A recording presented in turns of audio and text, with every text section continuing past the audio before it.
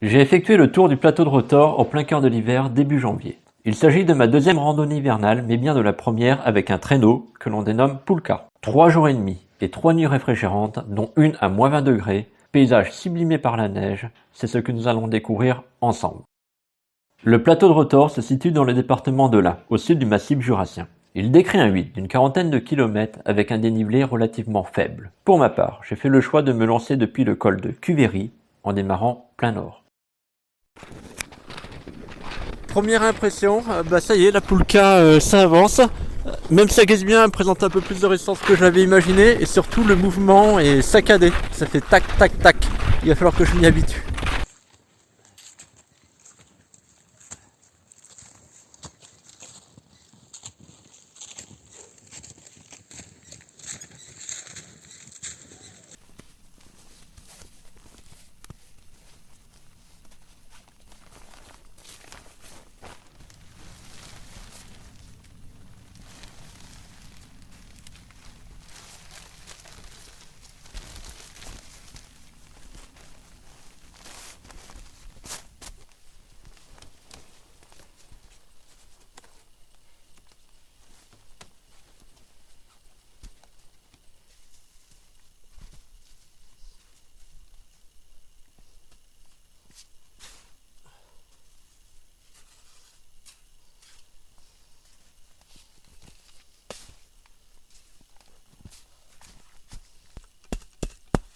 Et voilà, premier bivouac.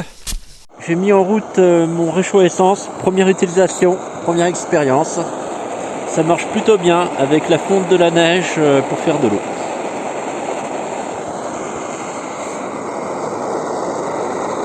C'est parti pour une nuitée de sommeil. Petit déj dans le sac de couchage. Comme ça, au matin, il sera pas gelé et prêt à l'emploi. Bonne nuit. Et au petit matin, ça fonctionne très bien.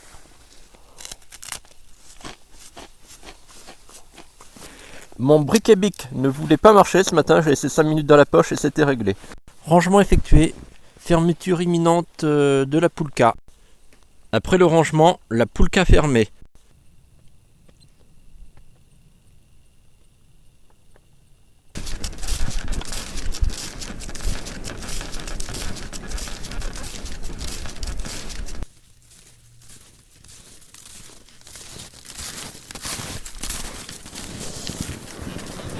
Il y a une piste magnifique et j'ai réussi l'exploit de m'égarer. C'est le problème quand tout est tracé. Des fois je fais pas trop attention et j'étais dans mes pensées. Donc j'ai fait demi-tour. Je coupe dans la forêt. Je vais essayer de rejoindre ma trace GPS en me disant qu'a priori elle est bonne. Donc là je suis dans la poudreuse et c'est clair que l'effort n'est pas le même. Et j'ai retrouvé mon meilleur allié qu'est la boussole. Donc là je vais prendre sud-est, c'est-à-dire par là. Pulka renversé avec le dévers de la pente, l'apprentissage est douloureux. J'étais dans le fond de comble là qu'on voit en contrebas. Si je suis, c'est pas bon. Et mon chemin est là-haut. Donc je suis en train d'essayer de monter, mais franchement c'est très très compliqué de se frayer un passage entre les arbres et avec la pente. La Pulka complique vraiment comparé à une rando raquette classique. Le haut du plateau est atteint. La Pulka est bloquée. Il y a le sac là qui gêne le passage entre les deux arbres. Je vais devoir me détacher pour remettre le sac dans l'alignement. Il faut pas que je la lâche, sinon elle descend direct. Donc là il y a une piste là où j'ai vu du monde passer. J'ai quasiment pas avancé sur la carte. C'était vraiment très compliqué. Mais le mérite, c'est au moins ça m'a permis d'apprendre un petit peu à manœuvrer dans des conditions plus délicates.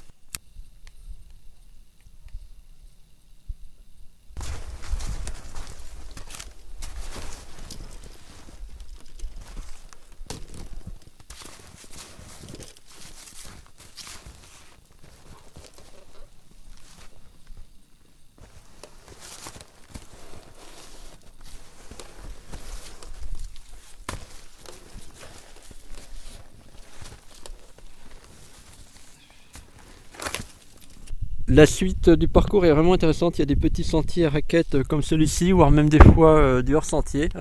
Et là, je vais planter la tente à l'orée du bois qui est ici. J'ai appris de mes erreurs puisque je fais fondre la neige dès maintenant, pendant que je vais monter la tente. Et je dois me dépêcher parce que le soleil est là, il est en train de se coucher et il est 16h30. La tente est montée, mais il y a beaucoup de vent. On voit la tente est poussée par là, ça souffle par rafale et la neige là-bas s'envole. La nuit, 3 choses avec moi dans le duvet.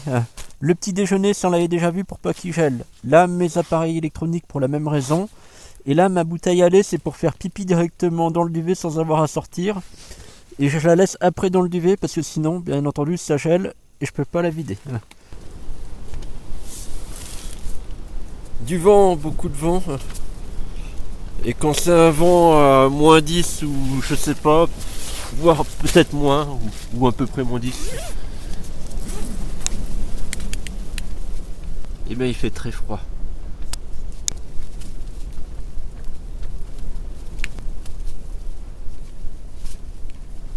Sinon j'avais froid petit oiseau au départ là, mais j'ai fermé la braguette, le problème est résolu.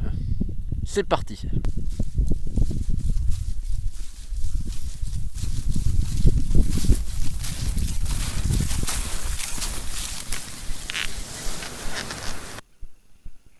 Ambiance vraiment magique.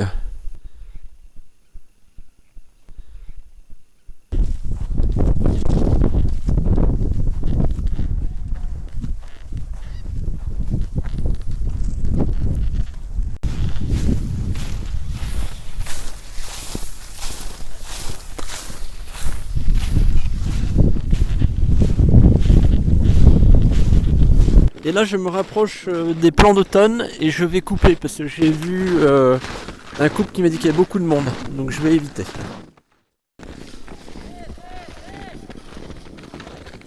Et je confirme, il y a vraiment beaucoup de monde d'un seul coup.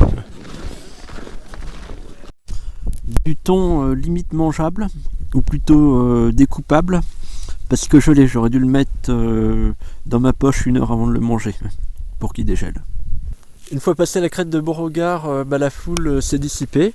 Je retrouve un petit sentier de raquettistes fort sympathique et retour à l'ambiance No Man's Land.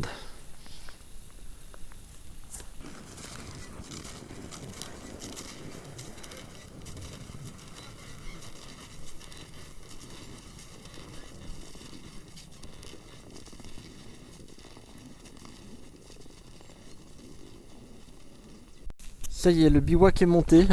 Sans doute le dernier de ce tour du plateau de Rotor. La nuit commence à tomber. Donc il faut que je me dépêche. Parce que la poulka qui est là doit être entièrement vidée et l'intérieur de la tente aménagé. Là je suis installé confortablement. Je fais fondre la neige. Je suis passé au gaz parce qu'avec l'essence je suis pas assez expérimenté. C'est trop dangereux. Ça fait des grandes flammes. Bref, j'ai peur d'enflammer la tente. Là, c'est l'eau gelée qui est en train de fondre pour que je puisse à nouveau la boire. Et là j'ai tout mon petit bordel. Et là, ça fait de la fumée, il fait très très froid. Bon appétit. C'est censé être la bouteille de gaz Primus grand froid. Que je la mette à l'endroit, à l'envers, ça change rien. Je tourne ici, le débit n'augmente pas.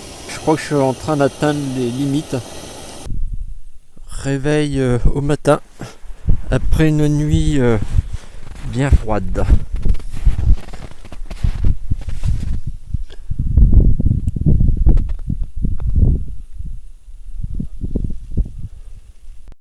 Ça y est, c'est parti pour la dernière journée.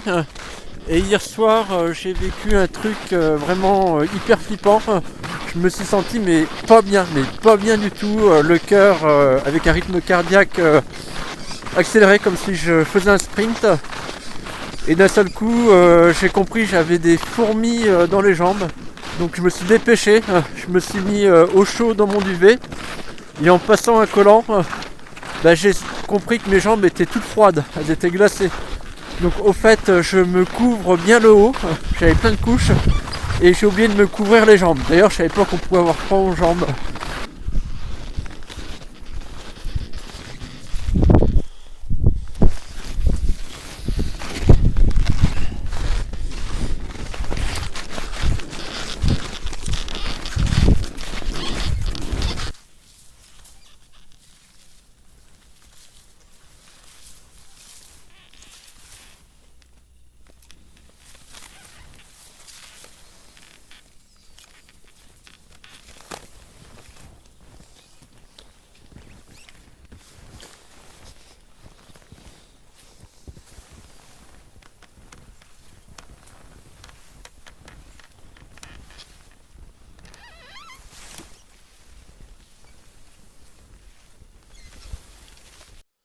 Donc c'est la fin, j'arrive à la voiture et en mot de conclusion je dirais simplement que le plateau de rotor c'est parfaitement recommandé pour une initiation à la poulka. Hein.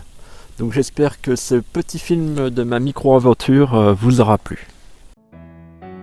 Sur ma page Facebook 72 rayons d'espoir contre la maladie de Crohn, vous pourrez lire le récit de cette randonnée et le partage de mes autres voyages itinérants à pied, en raquette avec la tente dans la neige, en vélo et en kayak.